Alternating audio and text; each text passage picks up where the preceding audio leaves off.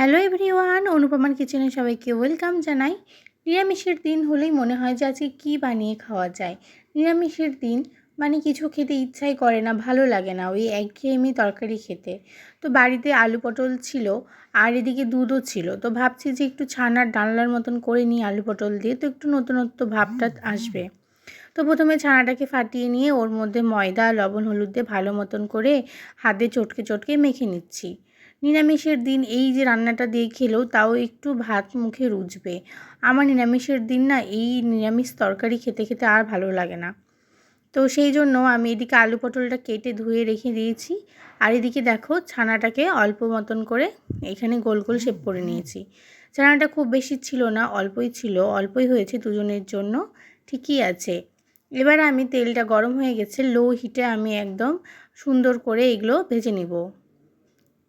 এগুলোকে লো হিটেই ভাজতে হবে, নাহলে ভেতরটা কাঁচা থেকে যাবে এবং উপরটা পুড়ে যাবে। তো আমার চ্যানেলের ভিডিও তোমাদের কেমন লাগছে অবশ্যই কমেন্টে জানিও। ভিডিওটা ভালো লেগে থাকলে লাইক কমেন্ট আর শেয়ার করে দিও। আর আমার চ্যানেলে নিত্য নতুন রেসিপি পেতে আর নিত্য নতুন ভিডিও দেখতে চ্যানেলটিকে অবশ্যই সাবস্ক্রাইব করে পাশে থেকো। ছানাগুলোকে আমার ভাজা হয়ে গেছে, এবার কড়াইয়ে আমি আলুগুলো দিয়ে দিয়েছি। আলু ছেড়ে দিয়ে ওর মধ্যে লবণ হলুদ দিয়ে এবার আলুগুলোকে ভেজে নেব। আলুগুলো আমি ডুম ডুম করে কেটে নিয়েছিলাম।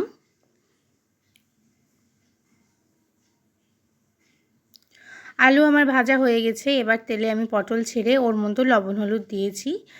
দিয়ে এবার এগুলোকে আমি পটলটাকেও আমি ভালো মতন করে ভেজে নেব। আমি দুটো সবজিকে আলাদা করে ভাজছি, তার কারণ টেস্টটা ভালো আসে।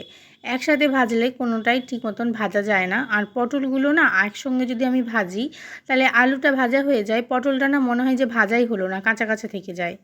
তো পটলও আমার ভাজা হয়ে গেছে, এবার সবগুলোকে আমি তুলে রেখে দিয়েছি। এবার তেলের মধ্যে আমি গোটা গরম মশলা, দারচিনি এলাচ লবঙ্গ আর শুকনো লঙ্কা আর দিয়েছি জিরা।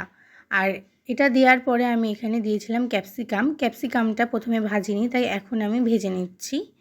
এটা একটু লালচে ভাজা হয়ে গেলেই এর মধ্যে এবারে আমি যে মশলা করে রেখেছিলাম বাটনাটা, সেই মশলাটা আমি দিয়ে দেব। দেখো আমি এখানে মশলাটা দিয়ে দিয়েছি।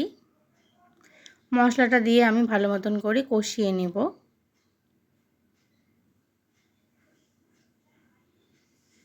ওর মধ্যে একটু জল দিয়ে দিয়েছিলাম, আর নিরামিষ রান্নাতে একটু মিষ্টি না দিলে ভালো লাগে না, তাই জন্য একটু সামান্য পরিমাণে চিনি দিয়ে দিলাম।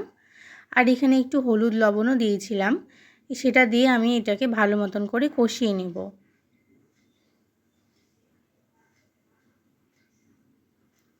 আমার কষানো হয়ে গেছে। এবার এদিকে আমি এই আলু পটলগুলোকে যে ভেজে রেখেছিলাম সেগুলোকে এর মধ্যে ছেড়ে এটাকেও আমি এই বাটনার সাথে ভালো মতন করে কষিয়ে নেব। বাটনার সাথে সবজি যতটা কষাবে আর সবজিগুলোকে যতটা ভাজবে, সেই ভাজার উপরে কিন্তু রান্নাটা ডিপেন্ড করে, রান্নাটা কতটা টেস্টি হবে। তো দেখো এদিকে আমার কষানো হয়ে গেছে, কষানো হওয়ার পরে আমি জল দিয়ে দিয়েছি সিদ্ধ করার জন্য। সিদ্ধ আমার হয়ে গেছে আলু পটলগুলো। আর এদিকে আমি এই ছানার বড়াগুলো আমি ছেড়ে দিলাম। ছেড়ে দিয়ে এটাকেও আমি ভালো মতন করে ডুবিয়ে নিব, যাতে ছানার বড়ার মধ্যে এই ঝোলগুলোকে ঢুকে যায়। সেই জন্য আমি এগুলোকে ভালো মতন করে ডুবিয়ে দিচ্ছি। দেখো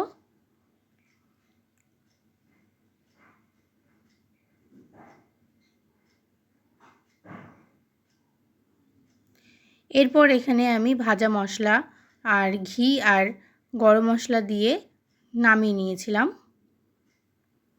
রান্নাটা আমার হয়ে গেছে, আমি গ্যাস অফ করে দিলাম।